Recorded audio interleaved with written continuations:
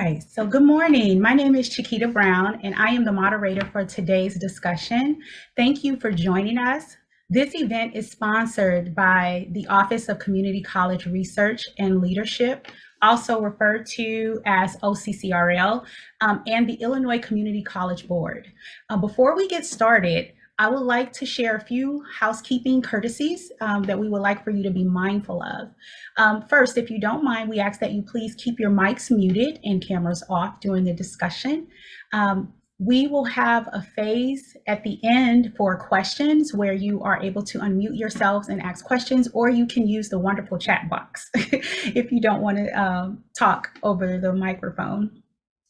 Also, during the discussion, we will use the phrase youth in care or college students with foster care experience kind of interchangeably depending upon the context in which we're having the conversation. So we want to explain that just to make sure there is no confusion.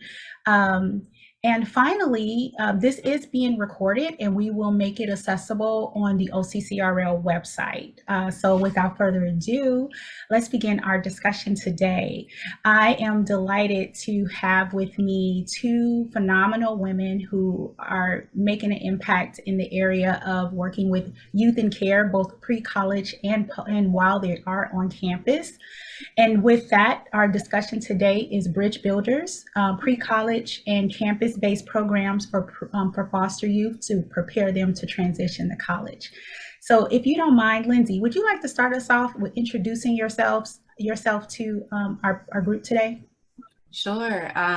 Good morning, good afternoon to everyone. My name is Lindsay Collins Wilson. I am the CEO of First Star. First Star works with young people in care who are high school age, and we support their matriculation through high school and into college. But just a little bit about myself. I'm an educator at heart. I started off as a science teacher and then transitioned into school administration, and now I work with First Star. Foster care, the young people that are in foster care, that population is near and dear to me, as I've had friends and family members that have had to experience the foster care system. So being an advocate at this level means a lot to me, but also being an educator and understanding what are the important skills, supports necessary to really ensure equitable access and success for all of our young people, including those with lived experience. Mm-hmm. Thank you. And Dahlia, will you introduce yourself to our guest today? Good morning and good afternoon for depending on where you're at. My name is Dahlia Roman and I work for Northern Illinois University, currently in a role of both adjunct as well as the associate director for the DCFS Child Protection Training Academy, mouthful. I have my master's degree in social work and I'm a licensed clinician as well. As far as myself, my journey, I think, was definitely impacted through the work that I did as a caseworker for the Department of Children and Family Services. And then being an alumni from NIU, being a first generation and just really understanding those dynamics really drew me to this population of youth. And so I have a strong passion for these young people who have persevered much in their life and who will continue to persevere with the right support. Mm-hmm. Oh, thank you for those introductions. And so we're going to just dive right in. And I'm going to come to you first, Lindsay, because you mentioned that you are the CEO of First Star. And we know, just from our conversations that First Star is a nationwide program for youth in care, but a lot of people are not familiar with this organization and the services that it provides. Can you briefly share with us exactly what is First Star and how does this program serve youth in care nationwide? Yeah, absolutely. So First Star was started in 2019. So we started over 20 years ago. Initially focused on policy. We really wanted to encourage jurisdictions across the country to do a better job as they were supporting young people that were a part of the foster care system. That focus shifted to direct work. So we became practitioners in 2011. And what that means is we started academies throughout the country, supporting specifically your teenagers in care, addressing all of the needs that they experience throughout their high school careers. So academically, life skills, social emotional supports, caregiver supports in terms of how are they functioning in their homes and how can we better support those relationships. And so that became our academy model. Our young people are in our program for 4 years. They start off as rising ninth graders, and then they pretty much end the program as graduated seniors. So for 4 years, we partner with universities. Our young people come to the university once a month during the academic year, and over the summer, they're on campus for about 4 weeks, 24/7 residential stay with us. And this is a continuum or a cycle that happens over the 4 years.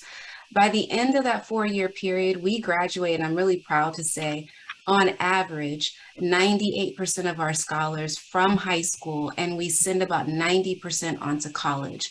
We are going to talk probably a little later on in the conversation about how COVID impacted those numbers. But over the course of time, we've had really successful rates around graduating our young people in care, which is very different from the national rates. In addition to our academy programs, which exist at over 12 campuses throughout the country, from UCLA here in California to the University of Miami in Florida.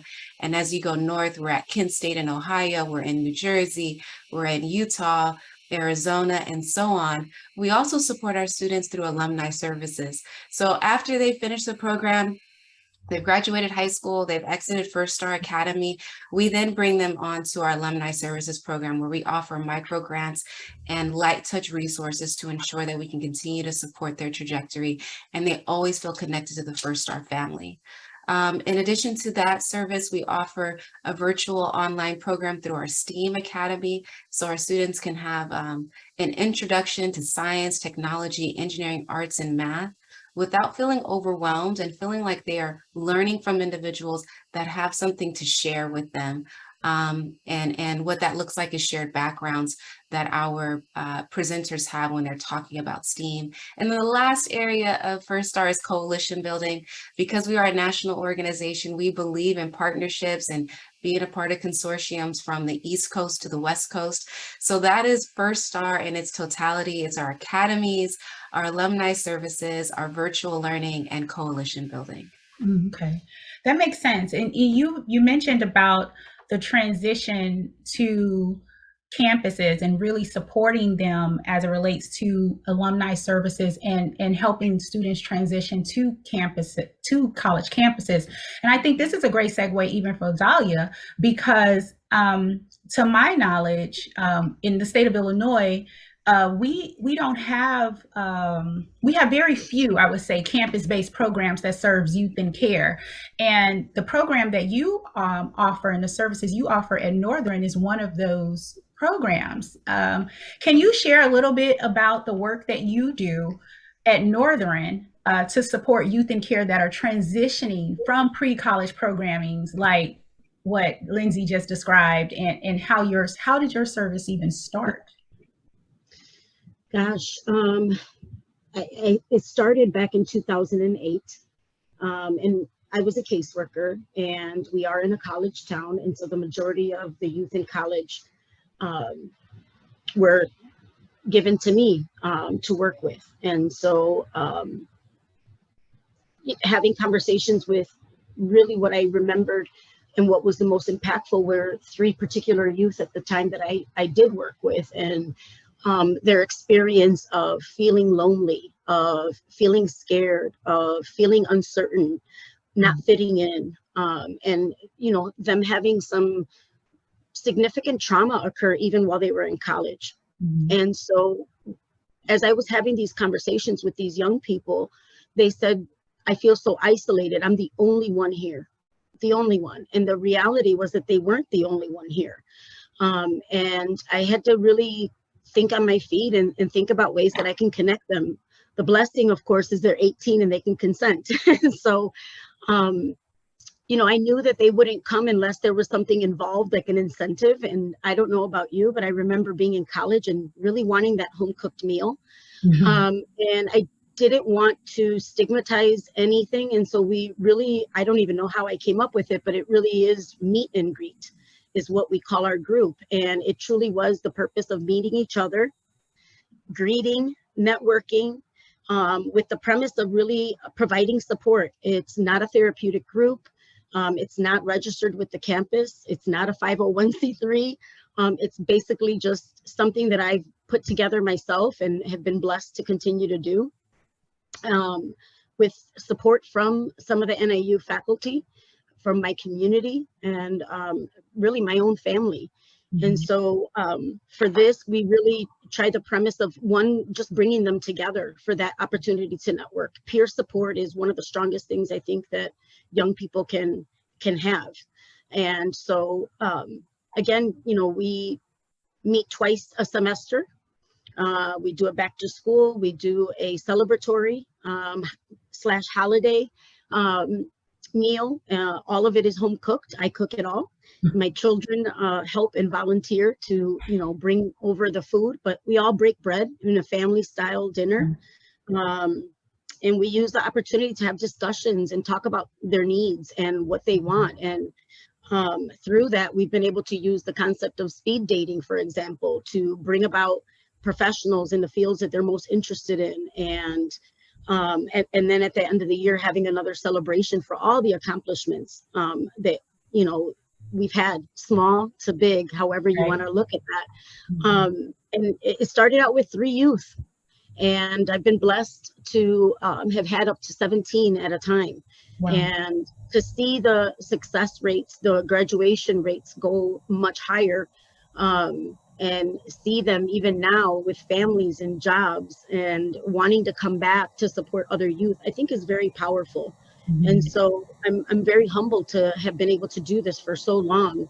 Of course, the pandemic, you know, impacts things, but we're ready to go again. That's awesome. And you know, you bring up, both of you brought up some very great points in regards to the atmosphere and really the supportive networks and connections that are vital to the student population's success on campus. What I would like for you to speak to briefly is how both pre-college and the campus-based programs, how do they work together, or could they work together to strengthen, you know, Youth in Care's transition from care to college and even beyond? Yeah, absolutely. I can start off by saying what we do, and we're very intentional at First Star, when we partner with the university campus, whether or not they have an on-campus existing program that supports their young people that with lived experience that attend the college, we make it a point when we hire our undergrad and our college students to work for the program. So during the academic year, we hire between 2 and 3 young people to work with our academy director. And over the summer, we have to hire about 10 plus to work the summer program with our students. When we're hiring those young people, we are specifically looking for the shared life experiences. So are you first gen? Were you formerly in care? Other cultural and ethnic background similarities. So we make it a point to work with young people that have lived experience. Now, when we are working at a university that has an existing program, we will partner with that director of the program to hire young people. And what that does for our kids is that they get a chance to see a person that has beat the odds. And I think we can all say it once, really for most people ending up in college is beating the odds across the board. And so when you're a young person in care, it's even more exciting and thrilling to know that you've made it into this next milestone. But when you see someone that's 22 that has had some similar situations and experiences as you, as your mentor now for the summertime, it does wonders for our students and the relationships they start to build.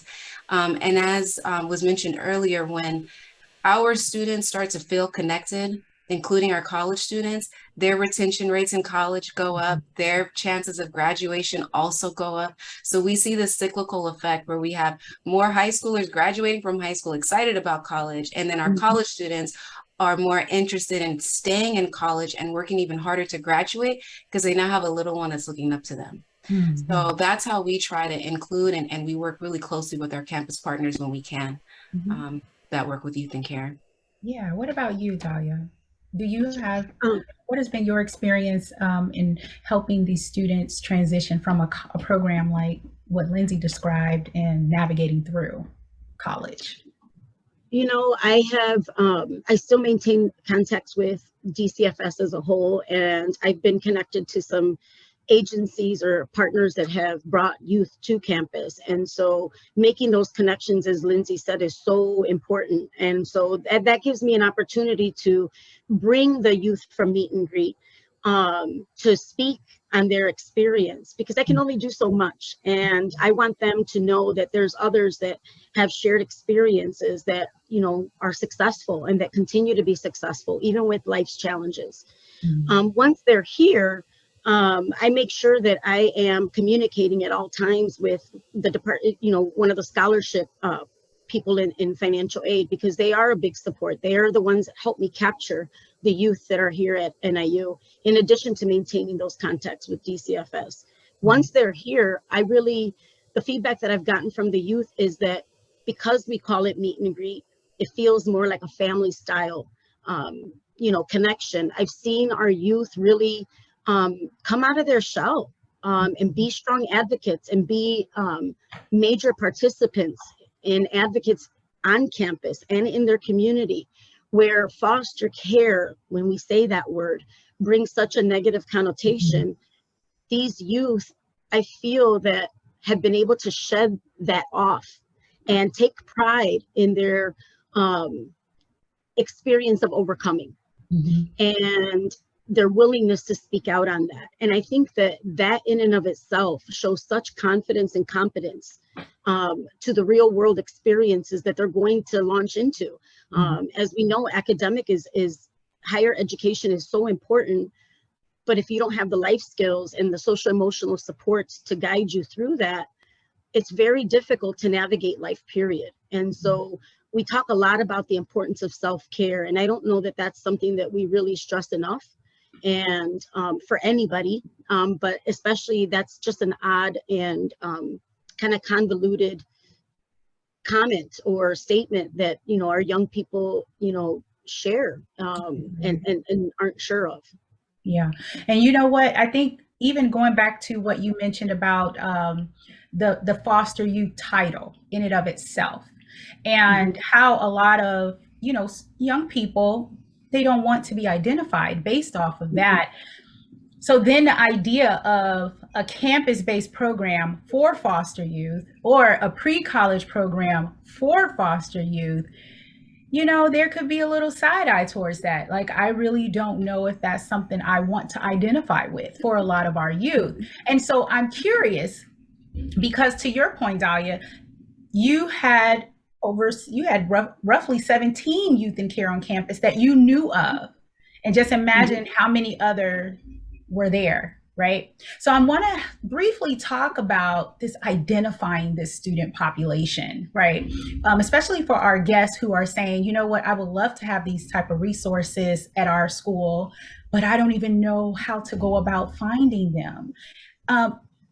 How do you identify youth in care that could benefit from the services that you are providing? And then what are some challenges to that? And just talk about how you overcome that. Just what would you add to that conversation right there? I would, I've been an educator my entire life, worked with middle schoolers for the majority of my ed career. And then when I went on to First Star, working primarily with high schoolers. So there's a few things that we have to know about teenagers, just in general. Their first identifying factor has a lot more to do with their friends, clothes, trends, and music than it even has to do with their ethnicity, what they look like, their family background. So those are their driving motivators. And so if you are looking to work with young people in care, you have to understand that foster care is the last identity that they even want to consider on any regular basis.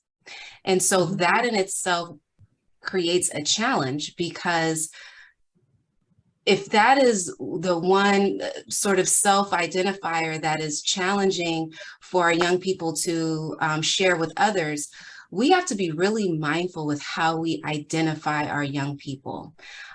So what we've done at First Star that I think has been really helpful is we say First Star is a family.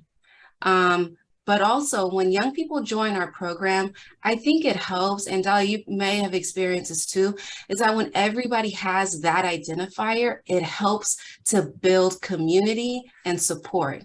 So if you are intentionally working with young people in care, then that really should be the population that you hone in on, because there are some skills and there are some best practices that help you keep that population together and helps you retain that space. They don't want to feel judged for having that background. They don't want to feel judged when their other college students, you keep using mom and dad and family, but we know that our young people in college, many of them don't have direct access to those close family members. So it's understanding the population that we're working with, and that particular marker of foster care is the last identifying factor they really want to consider. But when they are willing to, how do you as a program really work as intentionally as possible to build out a community that is affirming their identity, allowing them to be comfortable in it, having other people with lived experience within that space? I think that's also important, that we have to acknowledge that if we haven't had lived experience and we're supporting young people that are currently in foster care or have left the system, there are differences in our stories. And so you have to be mindful of that and include, whether they're paid staff or whether you have volunteers that also have lived experience, so that our students can continue to feel the connection to the space that you're trying to build out. I know that with some of our partners, we as a program, we work directly with DCFS or the local child welfare agency. So we're able to identify students that way. But we have tried to source or identify students just sort of on a general basis. And guess what? When you say we're looking for young people in foster care between the ages of so-and-so, 13 and 18, you're not getting much traction. You have to sort of find them where they are. Look for the teenagers, look for the music, look for the trends. And then from there, you have to start to sort of tangle out and identify, okay, here are the young people that have lived experience. So now this is the population, that we're working with. So I think that those are a few things to consider as you're working on recruitment and also building community for the young people that we'd like to serve. Yeah, that you bring up some very valid points. And I'm wondering, do you have some similarities, Dahlia, in how you are able to identify this population on campus, or, what's your approach? The name in and of itself was intentional. Lindsay's correct. You have to be so intentional. And you also have to put a little piece of yourself out there. They need to be able to see and feel who you are and your genuineness and your respect for them as young people, and them being their expert, because they have not really lived in a space where there's been respect. Many of them have been mandated to do things. And so I really try to be as welcoming, as bubbly as my personality allows me to be. I put pictures out there. I create the safe space. We created our own Facebook page as a family. So, and we really do refer to each other as family. I make sure that they have what they need. And really, I give them, I'm just there, is what I tell them. At the end of the day, they're the ones that tell me what they want on the menu. They're the ones that, know who they want to invite. They're the ones that know that at the end of the day, this is not a space for you to feel that you have to tell your story, that this is really about your successes in college. And so when you take away the focus on the foster care piece of it, and you see them for who they are as a person, and see all of the potential, you empower them in a way that it takes that stigma away for them. They are able to shed it, and that is powerful. And so for me, like Lindsay, I have reached out to to the state agency that it services, which here is DCFS, and I've also made sure to connect specifically with the folks within that agency that work with our youth, because then they're able to connect me to the person at that particular university that maybe processes some of their grants, or is in touch with them in some way or another. And doing that will also help you make those connections, because those youth have made connections already with that person on campus. And so to have a familiar face, do an introduction with somebody that's not familiar to you, really helps. And I also just put it out there when I invite that I know that there's hesitancy, and I respect that. And when they're ready, they may come. And it's open. We might meet for 2 hours. That doesn't mean you have to be there for 2 hours. You know, some of you may have to go to work, or maybe you can only stop by to pick up a plate of food. That's all I ask you to, you know, just stop by and fed and be given positive vibes and know that we're here. And honestly, I've seen people say hello for the first few times, and then before you know it, they become part of the family. And so we are a family system. And I let them lead. I'm there to bring it together, but at the end of the day, they are leaders. Mhm, mhm. You both of you have said family. I've heard family. And you know, sometimes educators or even practitioners, that approach is not always the approach is to utilize a more family form, right? It's more so I'm your advisor, I'm your, you know, mentor. I am not here to do anything beyond that, right? And I'm wondering, you know, I think Lindsay said the words best practices or certain skills, you know, competencies that are essential for working with this population. You know, what are some of those outside of that being more sociable or family oriented? What are some of those other skills that are essential? If by chance institutions are saying, hey, we really want to take a look at how we can serve this population, then what type of skills should practitioners have that extends beyond, you know, the normal, I'm an academic advisor or I'm a, you know, aide or something of that nature? Can you speak to some of those skills? I'll start with you, Dolly. Gosh, you definitely have to have soft skills. You definitely have to be genuine, empathetic, and respectful.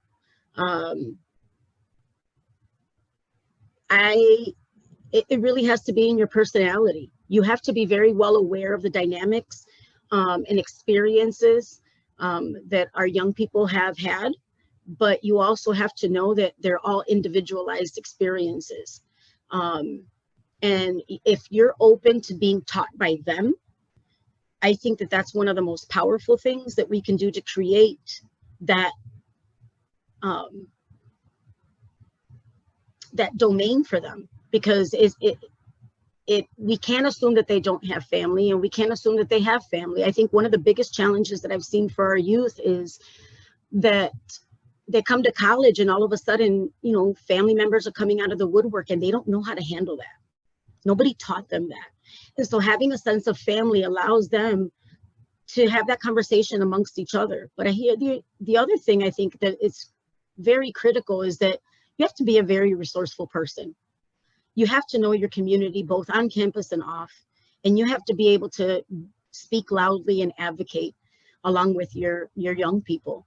And so it does take a lot of different qualities, I think, to do this type of work. But I truly believe if you're open, you're honest, you're genuine, that you'll see those outcomes with your youth. I feel like they're my kids. My own children will often ask me, who are you talking about, us or your other kids? Now that's awesome. I wonder though, because, okay, so let's be real. We know that funding is always an issue, right? Funding is always an issue. And when we're looking at institutions or programs that say, well, we don't really have the funding to bring in, you know, people to train or to hire someone, as Lindsay mentioned earlier, how can institutions utilize existing units or resources within existing units as opportunities to train or as opportunities to enhance awareness of this population on campus?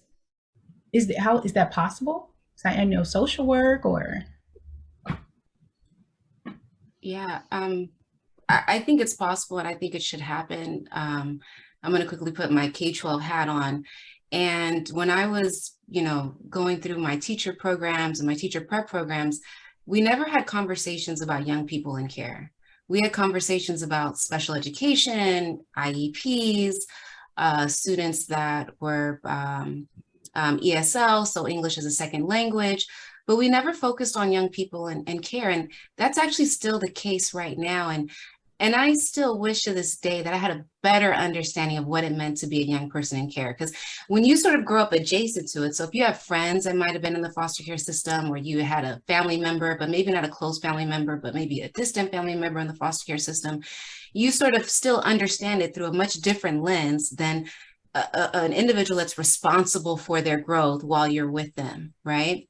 And so I wish I'd had that time to really understand what does it mean for a young person who has been, for one reason or another, removed from their family unit as a result of a variety of reasons. What does it mean to live in a different foster home or in a different home every 6 months? What does it mean to not feel connected to their school environment? And this is what folks in college have to realize, which is very different from high school experience. Our teenagers that make it through high school and graduate from high school that are in the foster care system, many of them have lived in 6 to 10 different homes. And that was not attributed to their ability to do well in school or attributed to anything other than the reality of the system. You move frequently. It is difficult to feel connected to individuals while you're at your different school sites. And so when you go on to college, what you really need is you need folks that are there to support you. You need folks that are there that can acknowledge what you've experienced. And so, even just going back to the hard skills and the soft skills, what does it mean to be an ally to this space? How much are you learning about what it means to be a young person in care?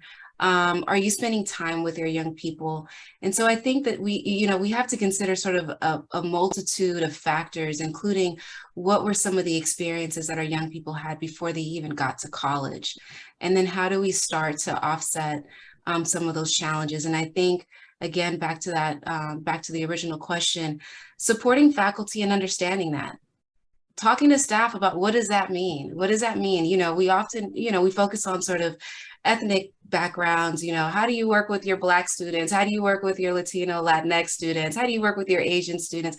But we don't really talk about how do you work with your young people that have experienced these levels of traumas for really a duration, an extended period of time in their life. And what does that mean to then use those soft skills of being dedicated, of being empathetic, of being loving, of being caring, being understanding. So I think if colleges could do a little bit more of during their sort of staff training days, allowing people to even self-select, work with a professor that knows about this population. Let's talk about what it means if you have a student in your classroom that's coming from that has experienced some of these challenges, and how do you better support them? Yeah, you bring up a very valid point. One of the things that we look at is we say, not what are the services that we are what are the services we are providing, but who are we providing these services to? And who is missing from the services? Who are we overlooking in the services that we are offering? Who's missing from the conversation? And I think as long as we keep that in front of us, we could also increase that empathy and understanding about students like current and former foster youth who are on campus or who are considering matriculating at a post-secondary institution. Research also shows that youth in care are likely to transition to community colleges. And I know in California, there are several campus-based programs at the community college level that supports youth in care, but that's not the case everywhere. And was wondering, what can we do to, increase that awareness or create or build those stronger connections with pre-college programs like yours, Lindsay, to help community colleges understand that, hey, this population is here and their needs are so unique in the sense of when you juxtapose it against the other student populations that are existing at the institution. Yeah, I'll keep it, I'll try to keep it brief because the work that's been happening in California has been really exceptional. J-Bay has really led the way around policy to not only encourage, but now really require our community colleges to have next up programs, et cetera. So I think for the folks on this call and the folks that will listen to this podcast, understanding that everyone's position is different. Some of us are direct positioners, or direct practitioners, we're right there in the room supporting our young people. Some of us are working at a systems level. So that's a lot of the work that I do. Some of us are working at a policy level. Having these conversations and encouraging policy and systems levels folks to really consider what does it mean to focus on this population, not just as a unique population that happens just in this one space, but understanding that you have young people that have experienced foster care throughout your state, in every college, in every high school in the state and throughout the United States. So how do we start to create pipelines that matter to all of them, not just the lucky few that end up in Dahlia's program or in her care? But how do we support all of the young people that really deserve to have stronger pipelines to ensure their success? So that would be my encouragement to the folks on this call, is that we all have different positions, we all have different responsibilities. But if you're working at a systems level, at a policy level, start to push those conversations. There's a lot of learning from California that folks can use to navigate and guide those conversations, but it's possible. I think that's what we now know. It is possible to create more pipeline programs for our young people to ensure their efficacy and their success as they move on beyond high school and into what post-secondary options look best for them. Dahlia, would you like to add anything to this before we move on? I just agree wholeheartedly, excuse me, with Lindsay, and the fact that part of bringing more people on board is to really have those conversations. We do have a lot of, conversations about bias. We have conversations about culture, but we don't really have those conversations about these youth. And that's probably one of the biggest pieces that I've done within my college, is to really have those conversations with our professors when we have those all school meetings, and really let them know you just don't know who you have in your classroom. I teach a child abuse neglect course. Can you imagine how triggering that is just for for any student, let alone somebody that's been a youth? And 9 times out of 10, I have at least one in the classroom. And I've seen many of our youth come back and say, this professor just doesn't understand, and I just don't know what I want to share. Because they have a right to privacy, but they also have a right to advocacy. And so really having those conversations and feeding the colleges and universities, I think really empowers them and brings more awareness so that people do know what steps to take at whatever level they're at. Because I truly believe, like Lindsay said, that there's a multitude of levels and we can all touch something. Yeah, that's powerful. We are almost done, but I want to pause for a second to see if there are any questions in the audience. I see a few comments in the chat that I will address, but wanted to make opportunity for anyone, if you wanted to unmute yourself, this is opportunity for you to ask a question or to pose a comment. We'll make time for that. Hi, my name is Andrew Holm. I work with adult ed faculty, ESL teachers, GED teachers, bridge to career teachers. I've been an educator for many years, and I encourage faculty to develop a brief questionnaire just to try to get to know their students better. And so if this is a category I've never thought about, like family background. And so, if you can make it broad enough and say, okay, now we're asking everybody just to give us a few hints about your family background. And I understand this delicacy between them wanting to keep private and you wanting them to open enough so that you can be an advocate. But to me, there are so many separate little, like you mentioned, neglected or the different sexual background issues or whatever. So many delicate issues out there. And if we can cleverly work on wording things that's broad and general enough to not embarrass students, but does allow them to give us a hint, and then trained faculty can follow through individually.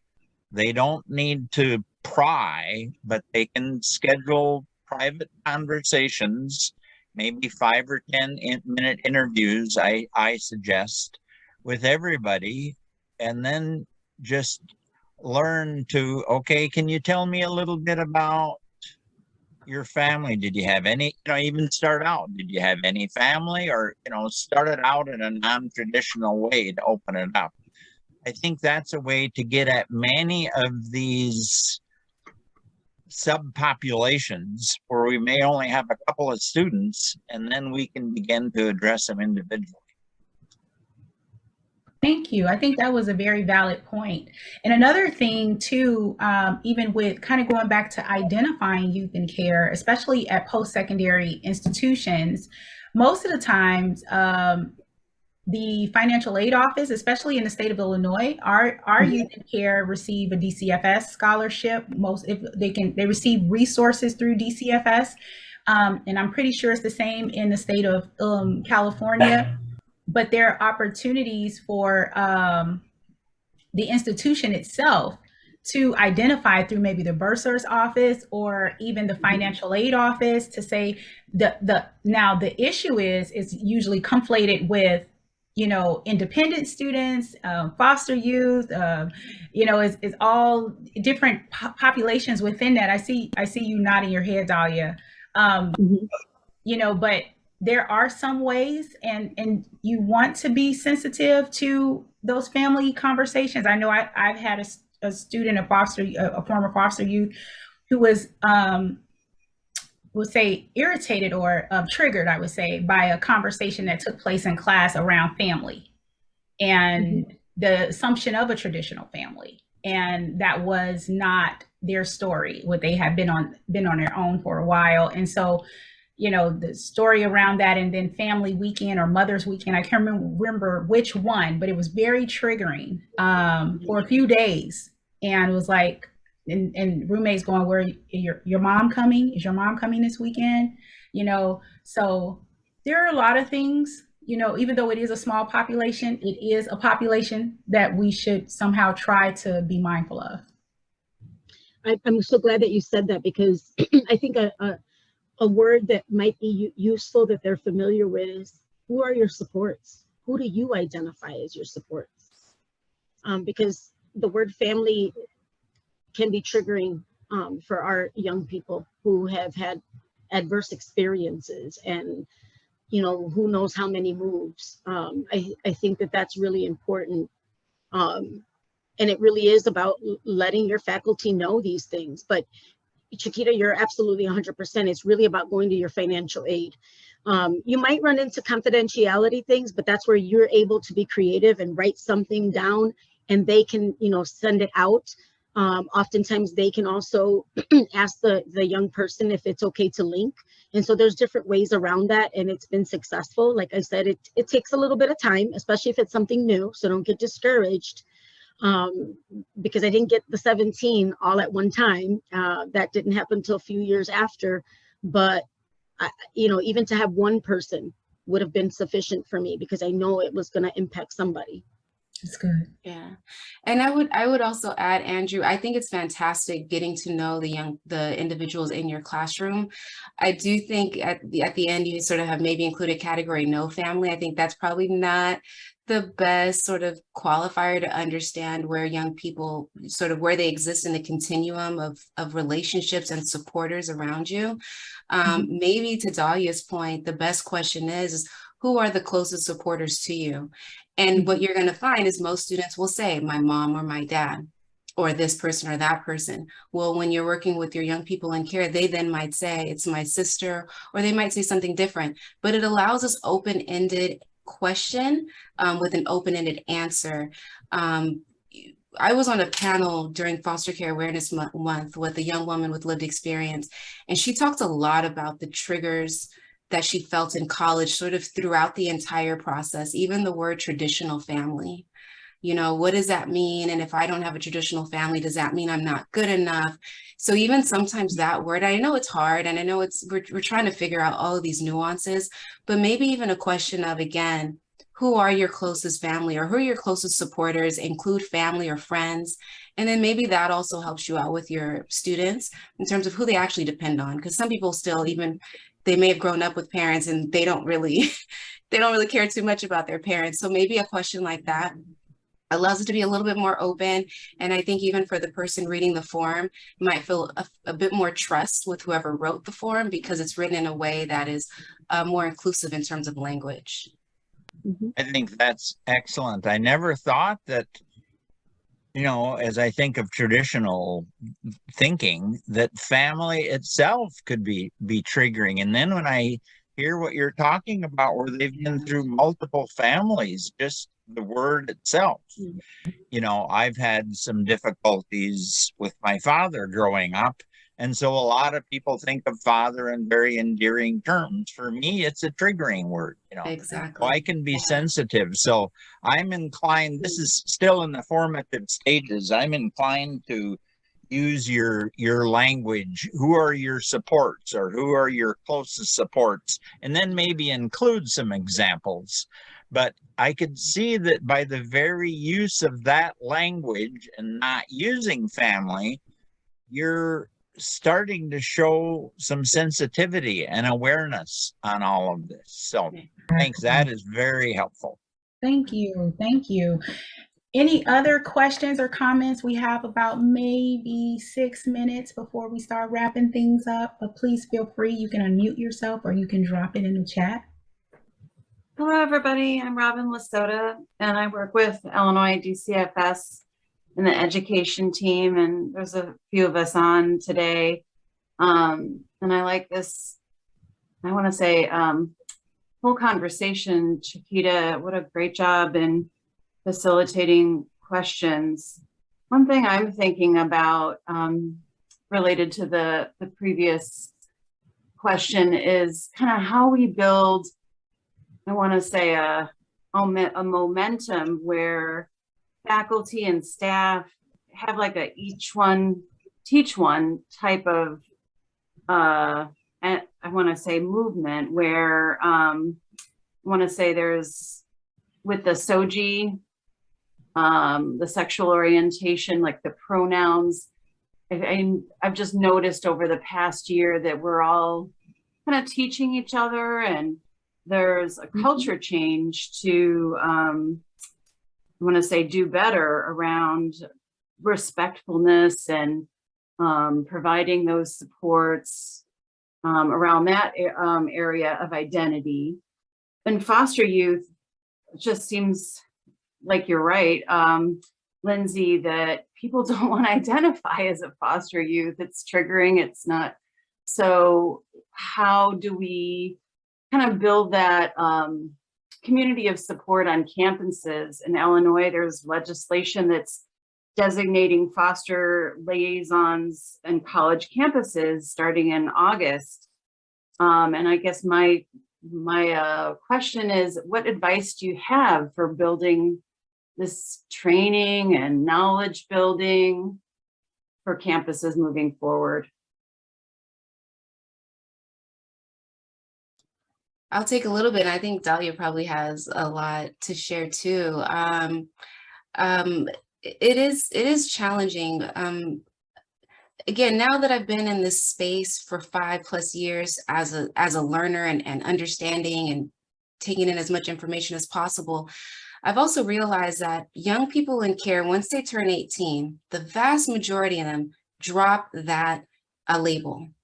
And they exit the foster care system with or without extra support resources or attachment to their biological families, and they go out into the world.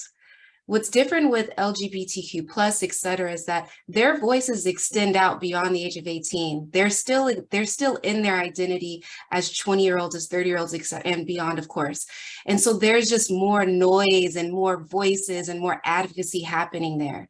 Young people in care, after they turn 18, there is not a movement of 20-year-olds or 30-year-olds saying, hey, I want to advocate for young people, not because they don't want to, but like we said, the stigmas that are attached to being a part of the system. So I think that's where a lot of us on this call really have to play that role and say, hey, I'm meeting with my supervisor this weekend or this week, and we're talking about what the plans are going to be for new student orientation. This year during new student orientation, we're going to have 15 minutes or 30 minutes, and we're going to talk about what it means to be a young person in care, and that, you know, 1 out of every 10 or 1 out of every 20, or you don't even have to give it a percentage, but there's a chance that one of your classmates has had this experience. Here are the ways that we support our classmates that have had this particular background or situation or journey, different from someone else. And so I think that's one place to start, is starting to push the conversations up so that it ends up in the place where there's some systems change or even department change, if we want to start there, or then moving into division change, and then hopefully entire school change. But that's where I would say that we start, because it really, a lot of the onus will fall on the adults that are working in that environment. I think I would add to that, you know, and it's already happening in many spaces, but you also have to be trauma informed, because you'll be more aware. That's right. And, you know, even as a practitioner that might be running something like this, it can't just be you. You need to be able to elicit more input and more presence by other faculty and staff at your college or university. That's going to be really important, because they can't just see you. They need to see that other people care and that other people are interested.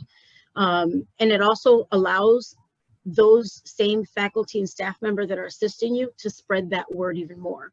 So there's this big trickle effect that occurs with that. And I think that those are also some important things to consider as, you know, you're considering this support for our youth in care. Robin, I'm excited to hear that. That is, you know, my dream would be to see meet and greet all over the state at every college, but to know that there would be somebody that could facilitate connections is exciting. Great. Yeah. Go ahead to the next person. I know we only have a few minutes. I know we Thank have. you so much. Thank you, Dr. Robin. I do want to hit this really quick before we wrap up, because I think this is very important. Nicole mentioned in the chat about community college programs that assist this population with wraparound supports. And one of the things when youth in care transition from care, they're transitioning often, prior to transition, they have numerous of wraparound supports. And then when they, you know, are emancipated or they transition out of care, those supports starts to dwindle. And a lot of times they're not aware of all the resources and benefits that are available to them. Like one of the students that I worked with didn't really understand how to fill out the FAFSA, or because they were going to community college, they had housing that was not traditional. They didn't live in a residence hall. But they didn't realize that they were potentially eligible for SNAP or eligible for other community-based resources.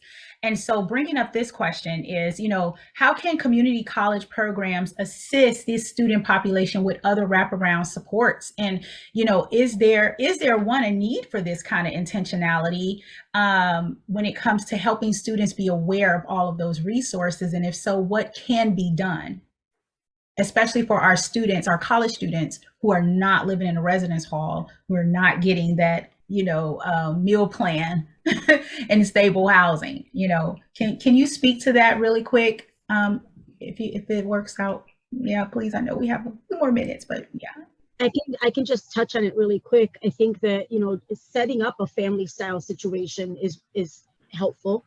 Acknowledging the fact that there may be some deficits in between those, you know, breaks is important. But one of the things that we've done is I've just asked them, do you even know that you could do this? Did you know that you could do that? So again, going back to being very resourceful, and then having those links with those community providers to say, hey, can I Zoom you in, or can you come for one of our meals? They're also going to be happy about that meal.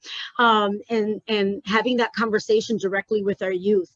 And there's something powerful that happens with that, is their own biases are shed, because they meet these young people and they're in awe of, wow, these guys are coming to college, or they're doing these things. We focus so much on the negative things that are reported. And so I think those are some really good things. Lindsay, you have anything to add? Yeah, I totally agree. I would also add that one of the things that I've learned is when you're working with, this really goes for any young person, but if you're saying that you're going to support them with identifying SNAP resources or other resources that are available, be willing to do the hard work with them too. Don't just hand them a flyer or a link that says, hey, this is where you can get it. Actually do that with them. Take the extra hour, 2 hours, Zoom together online. They can come to your office and fill out the application with them. That's when we talk about the soft skills, and we talk about the empathy, and we talk about community and family. That's what we would want our older brother or older sister to do for us, or a parent to do for us, or aunt or uncle or cousin to do for us. So do that for them. Be okay with the struggle of even for us getting online right now, it's hard to fill out applications, but go through that struggle with them, because that's going to matter. That's really sort of the outcome that you're trying to achieve. Be willing to do it with them if you really want to ensure that it happens, because just like any other teenager, young adult, life gets in the way and they leave your office and they're like, oh shoot, I got phone calls. They may have their own family, they may have their own children, their own partner, their own job. So if you are willing to share the resource with them, try to create some sacrosanct time to actually access that resource with them. And then that way, that they're going to have it for the next however long. So that's what I would say. If there is no program that exists on campus and you are the one willing to step in and support this in this way, set aside a little bit of time to get on the computer and actually go through that application and that process with them as well. Mm-hmm. This has been a really rich conversation, and all good things must come to an end. But before we wrap up, I would like to know if there's any final thoughts that you would like to leave with our guests in regards to how can we strengthen these pathways from high school, from care to college, or what we can do on campus to support this population. Just really quick, just what are some final thoughts or tips you will leave with our guests today? Dahlia, you want to go first? Okay. Like, Lindsay, you go first. Oh, okay, I'll go first. So some tips that would like to leave. I think probably the most important part Dahlia mentioned is the soft skills and understanding that this is love, this is care, this is dedication, this is commitment, and we have to be willing to think through that lens at any given time. The trauma-informed, she also mentioned it, that's just as important. We don't always grow up understanding. We grow up in our own issues and with the way that our own sort of people raised us, and we don't always know the best way to say things. Trauma-informed practices allows us to understand how to best answer a question, how to best ask a question, how to best handle a circumstance that's going to be a little challenging or difficult. So really just, I think it's sort of pushing on our own understanding of where our skills are and being willing to grow that skill set to really meet our young people where they are. I wholeheartedly agree with that. I think the other piece of it is be you, be honest, because at the end of the day, we don't know everything, and they need to see that human side of you, and they need to see us model how we get those answers, how we get those solutions. And so I think that that's really important, and really aligning with our young people, letting them know that they're expert. I might be a little bit my expert, but I don't know everything, and we're going to figure it out together. And that piece that Lindsay said, giving a referral, giving a flyer, you know, so that person, you don't know what they're thinking. They might smile like my grandmother used to and pretend that she understood English and walk out feeling completely overwhelmed. And so just keep that in mind. Be you. Thank you. This was really good and a conversation that needs to be had and we must continue to have. So thank you to our esteemed panelists, you, our audience, for joining us today. We appreciate you taking time out of your day. We hope this information was useful and that it sparks further conversations regarding transitional pathways for current and former youth in care. To learn more about our resources and other events, please visit our website at www.occrl.illinois.com. Thank you very much and have a great day.